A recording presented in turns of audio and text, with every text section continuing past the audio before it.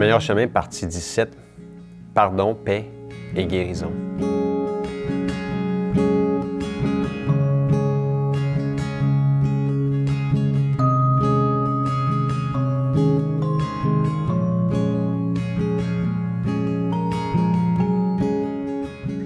Je suis tout excité du sujet d'aujourd'hui parce que nous allons déballer le troisième cadeau, l'immense et merveilleux don du pardon, de la justification et de la régénération. Avant d'aller plus loin, j'aimerais préciser que tous ces dons de Dieu et notre coopération pour accepter et utiliser ces dons peuvent se faire en quelques minutes ou quelques heures. Le processus de la conversion n'est pas obligé de prendre des semaines et des mois. Au contraire, si nous voulons coopérer, Dieu peut faire de nous des nouvelles créatures en quelques instants. Notre responsabilité, en fait, est simple. Coopérer avec Dieu en 4 étapes. Croire en Christ, choisir Christ, demeurer en Christ et persévérer. Dans les 3 messages précédents, nous avons expliqué comment choisir Christ par la confession, la soumission et le choix.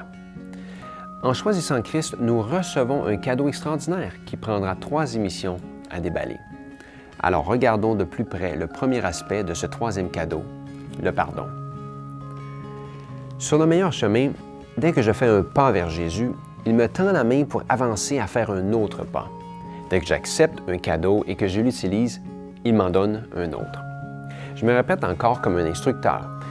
L'amour de Dieu nous pousse à la repentance, qui produit en nous la confession authentique, qui nous permet de recevoir le pardon, la paix et la guérison.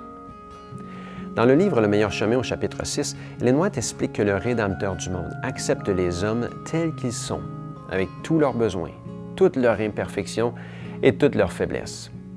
Il veut répondre à leurs besoins, leur donner la paix et la sérénité et surtout les purifier du péché et leur accorder la rédemption par son sang. Mais si nous marchons dans la lumière, comme il est lui-même dans la lumière, nous sommes mutuellement en communion et le sang de Jésus, son Fils, nous purifie de tout péché. Comme je l'avais mentionné, Dieu reconnaît la confession authentique et sincère.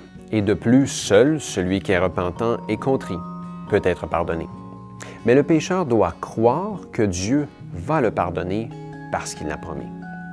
La plupart des récits de miracles de Jésus nous aident à comprendre comment il faut croire en lui pour obtenir le pardon des péchés et la guérison. La foi est la condition à laquelle Dieu a jugé pouvoir promettre le pardon aux pécheurs. La foi, comme une main, peut saisir les mérites et l'obéissance parfaite du Christ.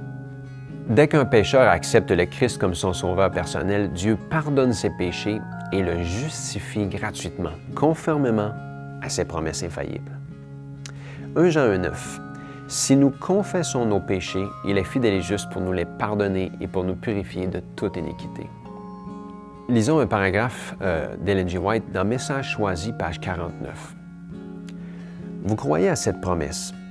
Vous confessez vos péchés et vous vous donnez à Dieu. Vous voulez le servir. Et tout aussi certainement que vous faites cela, Dieu accomplira sa parole à votre égard. Si vous croyez à la promesse que vos péchés sont pardonnés et que vous êtes purifiés, Dieu transforme votre foi en réalité. Vous êtes guéris, tout aussi certainement que le paralytique auquel Jésus a donné la force de marcher dès qu'il crut à sa guérison. La chose est dès que vous croyez. N'attendez pas de sentir que vous êtes guéri, mais dites « Je le crois, la chose existe, non parce que je la sens, mais parce que Dieu l'a dit. » Ne faites pas l'erreur de penser que les promesses de Dieu ne vous concernent pas. Elles concernent chaque pécheur repentant.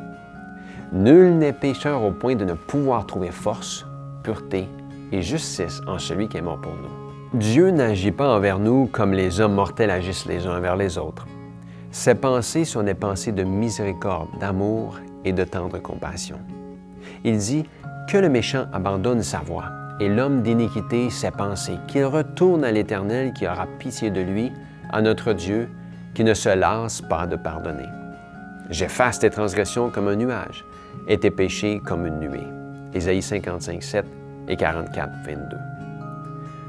Si vous tombez ou péchez, relevez-vous, repentant, confessez vos péchés, décidez de le suivre et croyez qu'il vous pardonne. Avec le pardon, Dieu nous accorde la paix et la guérison en bonus. Jésus lui-même dit à ses disciples dans Jean 14, 27, « Je vous laisse la paix. Je vous donne ma paix. Je ne vous donne pas comme le monde donne. Pourquoi vivre dans le remords et la culpabilité? Pourquoi souffrir ainsi quand Dieu nous offre le pardon avec la paix et la guérison? Nous avons tous besoin de la paix et du pardon du ciel. C'est l'amour divin dans notre âme. Cette paix-là ne peut pas être achetée par l'argent, ni acquise par l'intelligence ou la sagesse. On ne peut l'obtenir par nos efforts. Dieu nous l'offre à titre de don, sans argent, sans rien payer. Isaïe 55, 1.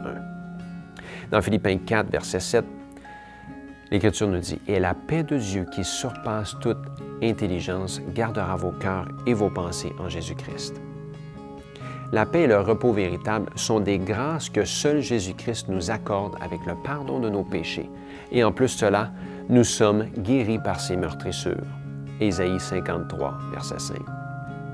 Désormais, le croyant vit en paix avec Dieu et avec ses semblables.